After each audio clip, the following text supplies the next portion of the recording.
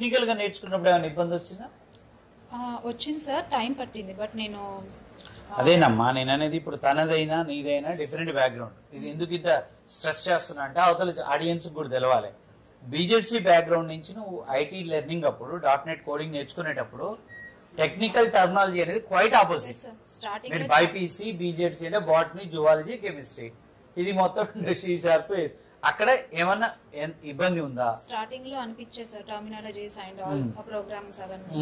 So తర్వాత going forward ముందుకు వెళ్లే కొద్దీ అండర్స్టాండ్ చేసి. ఎన్ని రోజులు పట్టింది ఆ డిఫికల్టీ నుంచి బయటపడటానికి? మోస్ట్లీ ఇంకా ASP.NET స్టార్ట్ చేసినప్పుడు నేను ప్రతి టాస్క్ చాలా టైం తీసుకొని చేశాను సార్. C# తొందరగా అయింది కానీ ASP టైం పట్టింది నాకు. అంటే నీ డెడికేషన్ అది ఆ సబ్జెక్ట్ ని నేర్చుకోవాలి 100% అనే నీ డెడికేషన్ లో అక్కడ ఒకవేళ అర్థం అవ్వకపోయినా I think multiple times refer